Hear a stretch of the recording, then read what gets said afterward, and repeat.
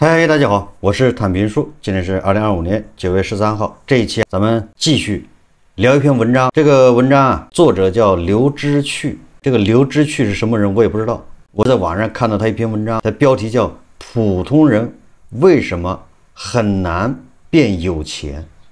我想这个标题大家都比较感兴趣。普通人为什么很难变有钱？我们每个人都希望自己物质上能够丰富一些，也就是说俗一点，每个人都想赚更多的钱。我们每个人又切实的感受到赚钱不易，赚钱太难。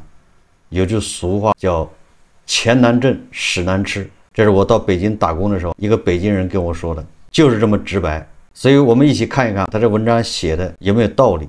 文章开篇就说，他说1880年莫泊桑在一生的开篇里写道，说生活既不像人们想象的那么好，也不像人们想象的那么糟。这句话还真是很有哲理啊。确实，我们现在看一看经济下行，这大家过得都不如意，都压力大、焦虑，找不到工作。但是好像也不像大家想象那么糟，日子还在往下过，它并没有停下来。你想一想，也是这么个理。莫泊桑说这句话是1880年，现在100多年过去了。普通人的生活似乎还是原地打转，只不过我们对于生活的想象早已被层层叠叠的消费符号所重塑。社交媒体上清晨手冲咖啡的仪式感， City Walk 中的独立书店，露营帐篷外的落日余晖，短视频里极光、雪山、洱海、民宿，共同构成了理想人生的范式模板。我想起了一句话，叫精装修的朋友圈，什么毛坯房的什么现实生活，大概是这意思。社交媒体上大家更愿意展现自己光鲜亮丽的一面，尤其是朋友圈。与此同时，关于艺人公司、下班副业、数字游民讨论持续升温，这些话题在短视频和图文笔记中高频出现，悄然成为了一种新的成功叙事。说只要表达自我，只要被看见，就能获得回报。简单点说，就是我们每个人要学会自我营销。酒香也怕巷子深呐。说根据2023年中国自由职业者发展报告数据显示，我国灵活就业人口突破2亿，其中35岁以下群体占比超过70%。内容创作似乎成了普通人通往财富自由的最后一扇门。也说到这儿，我是最有发言权的。灵活就业也是自媒体内容创作，是不是普通人通往财富自由的最后一扇门，这不好说。但是看似光鲜，这条路不是每个人都能走的。他这文章说，他说然而在流量红利的喧嚣之下，现实的问题逐渐浮出。为什么投入了大量的时间与情感的内容创作，最终难以转化为可持续的经济收益？为什么做自己反而成了最昂贵的消费？当我们把情绪价值、自由表达、理想生活视为人生目标时，是否正陷入另一种更为隐蔽的资本逻辑？说或许问题的根源不在于平台、算法或运气，而在于一种更深层的认知错位。他说我们的习惯以消费者的心态去追求生产者的回报。消费主义的隐蔽升级。文章说，他说传统意义上的消费主义往往与物质追求直接相关，比如将一代80后、90后拖入债务泥潭的房子、车子、教育投入等。然而，现代社会的消费主义早已不再依赖实物，而是用生活方式这样更加隐蔽的载体，悄然完成自我升级后，呈现在人们的视野之中。因此，当我们谈论做自己、追求想要的生活时，很少会有人意识到这些话语背后的消费主义本质。社会学家朱丽叶·斯格尔曾在《过度消费的美国人》这本书中说过，现代消费主义的核心已经从拥有什么转向了成为谁。它不再仅仅是推销商品，而是推销一种身份认同。通过工作到消费循环，绑定人们的生活模式，再让个体通过消费对标理想群体，以确认社会身份。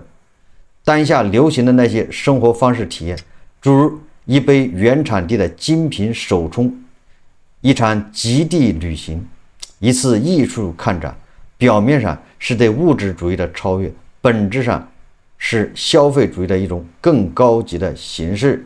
这种消费主义的升级，巧妙地将自己包装成一种理想主义。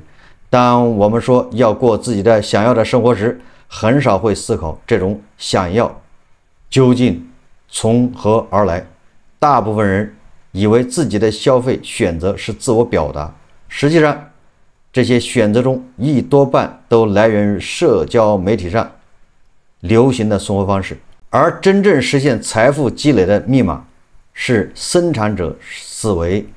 这不是简单只从事生产行业，而是一种根本性的思维方式，关注创造价值而非消耗价值，关注他人需求而非自我表达。简单来说，这种思维是从我能从世界得到什么变成我能为这个世界创造什么来换取我想要的。这文章说，他说我们以内容创作为例，成功的内容创作者往往能够很好的平衡自我表达和读者的需求，而不是单纯的写自己想写的。比如暴富仙人，他说那么更具体的表现是什么呢？就是可以不断的接商单，既能做到读者喜欢，也能让甲方爸爸满意。当然，他说我这里并不是想否定个性的价值，而是想表达我们之所以很难赚到钱，是因为满足自我的消费主义思维在赚钱这件事上行不通。说情绪价值的经济悖论，普通人很难赚到钱的第二个原因是低估了情绪价值的本身成本了。他说，当一个社会物质生活水平达到一定的高度，人们就会越来越注重精神世界的满足，而情绪价值的重要性也会被抬到一个前所未有的水平。尤其是最近几年，情绪价值几乎成了亲密关系的硬通货，年轻一代对关系的期待早已不止于搭伙过日子。说人生来孤独，所以太渴望被理解被看见。但大部分人或许没有意识到情绪价值背后的经济学实质，它无法凭空产生，而是一种情感劳动，需要持续的投入时间精力和自我调节。一个总是耐心倾听善于共情懂得制造仪式感的人，绝非天生如此，而是经过了长期的练习，甚至是以压抑自我情绪为代价换来的。社会学家霍克希尔德在《心灵的诊室》中很早就指出过，空乘人员的微笑服务，客服人员的克制怒气，就是典型的情感劳动。而在亲密关系中，我们同样在进行着相似的表演，比如控制脾气、主动沟通、记住纪念日、说甜言蜜语。这些看似自然的情感流露，实则都是刻意管理的结果。文章说，他说，所以情绪价值不是赠品，而是有成本的产出。提供者在持续投入时间和付出心力，而接收者在消费获得了及时满足。只不过在亲密关系中，这种交换往往被爱与责任的外衣所包裹，显得不那么赤裸裸。文章说，但问题是情绪价值是很难转化为房产、教育、医疗等结构性资源。说不是说情绪价值不重要，而是指出一个事实，索要情绪价值本身是一种消费，而不是一种生产。那些能够提供情绪价值的人，往往需要投入大量的时间和精力来培养这种能力，这本身就是一种生产行为。他说，基于此，或许我们就不难理解那些能够通过婚姻真正实现阶级跃迁的人，无论好看的外表、精英的光环、情绪的共鸣，本质上都是情绪价值的一次资本化交易。而大多数执着于获得而不是生产情绪价值的普通人，就很难通过婚恋这条捷径离开底层，但是说是什么意思？就感觉这个价值观有点偏离了。说到这里，我也刷了一个短视频，是一个博主，女博主叫西安什么小达达，她说一段话，她说00后增强85后大叔，说面子说法是可以给他们指点人生，真实想法是少走20年弯路，实现青春最大价值。大家看视频。00后现在已经开始抢85后大叔了。昨天我发了一个85年的一个大叔的资料，有房有车，然后年薪的30万，结果好多女生要抢着去跟他见面，尤其这个里面还有2个00后，他们的想法非常一致，就统一跟我说的就是这个大叔成熟啊，会疼人啊，而且有阅历，可以给自己提供很多的这个人生建议，然后呢还能帮他们至少少走20年的这个弯路。不过呢，你会发现这个00后他现在是真的不傻，他知道自己最大的本钱就是年轻，所以他们跟我说啊，愿意去主动去给大叔这个情绪价值，让大叔的这个生活不枯燥，然后还愿意多生几个娃，延续大叔的这个优秀基因。你们说现在这个小姑娘是不是比大龄剩女要精多了？这个文章作者他说，大多数执着于获得而不是生产情绪价值的普通人，很难通过婚恋这条捷径离开第一层，是不是跟这个视频所说的有某种契合或者暗合之处？我们接着看文章，他说资本收割方式的迭代，从80后、90后房贷车贷到95后、00后的精品咖啡、IP 文化溢价，资本收割的方式在变，但底层逻辑始终如一。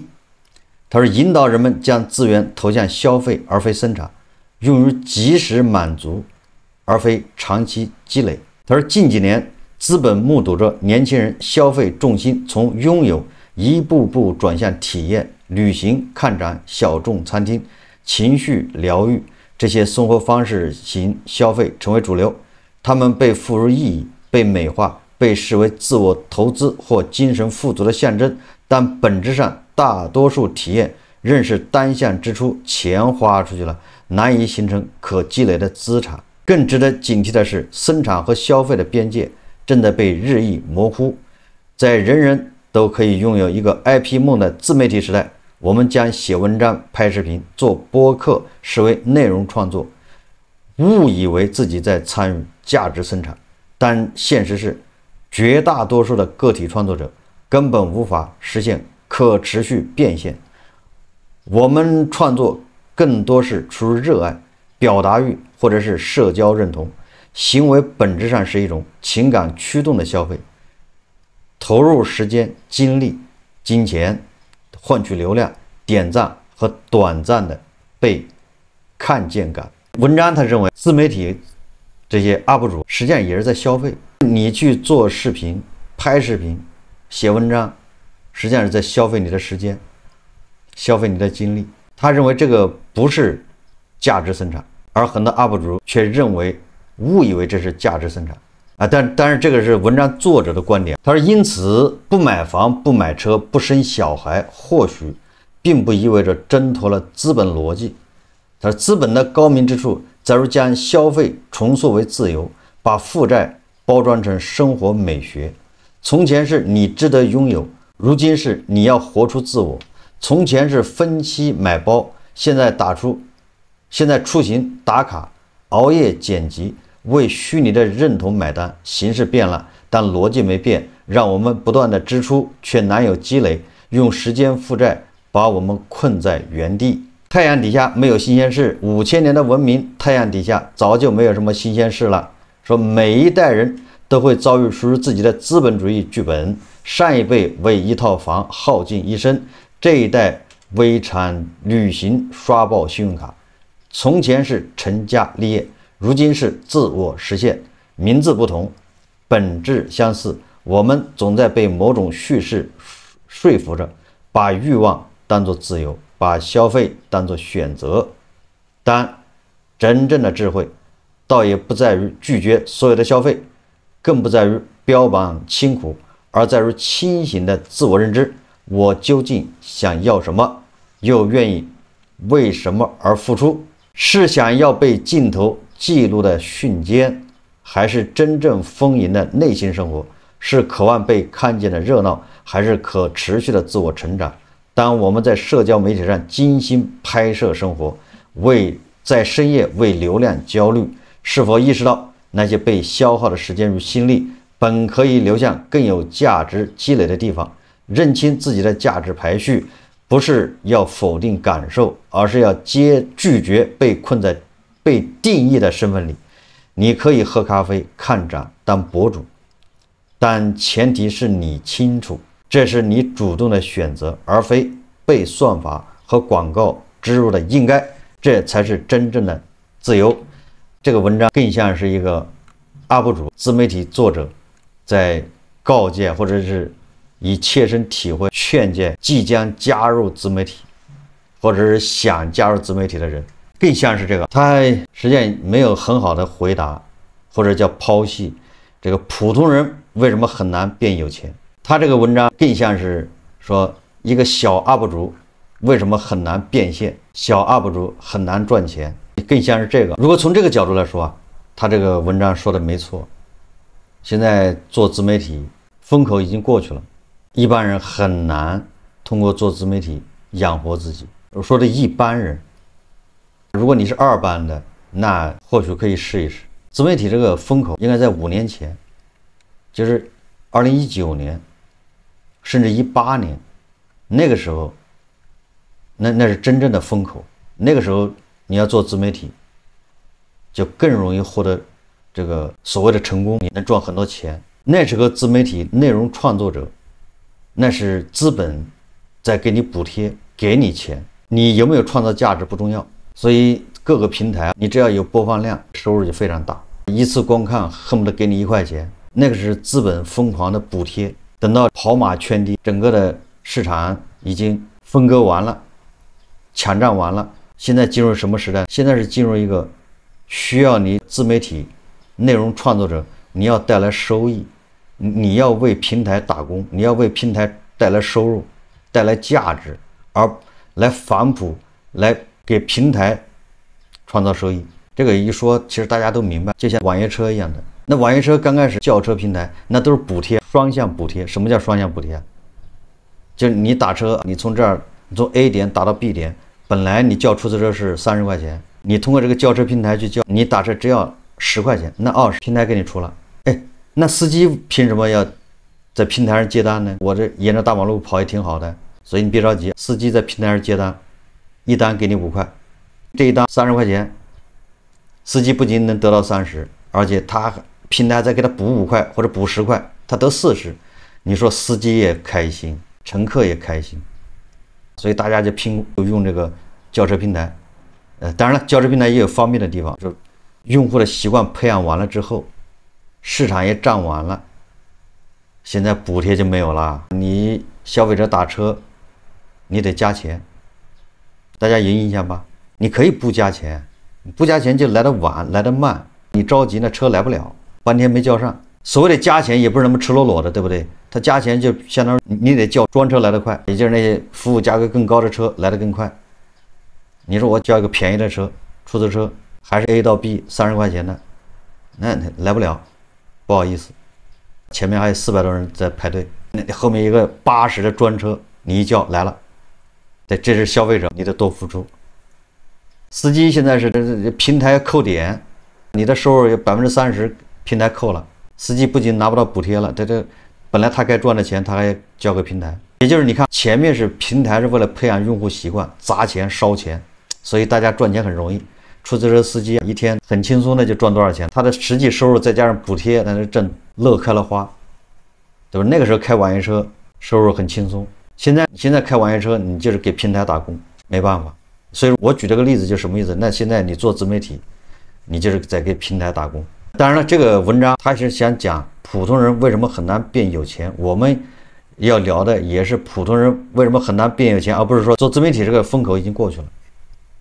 所以你得有自己的特长，你得就像任何行业一样，它已经发展的比较充分了，你在里面再想刨食，那你就得切实的具备在这个平台上刨食的这种技能，这种实力。2022年的时候，我当时准备分享我的做自媒体的经验，准备搞一个教程。我记得在节目中直播的时候我也说过，很多网友很关心，但是后来我就放弃了。为什么？因为我已经感觉到自媒体这风口过去了。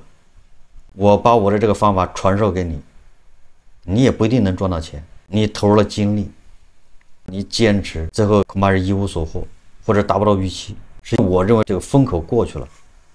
但是我要强调一下，如果你有这个潜力，你是2班的，那还可以试一试。你毕竟自媒体它投入比较低，它没有什么成本。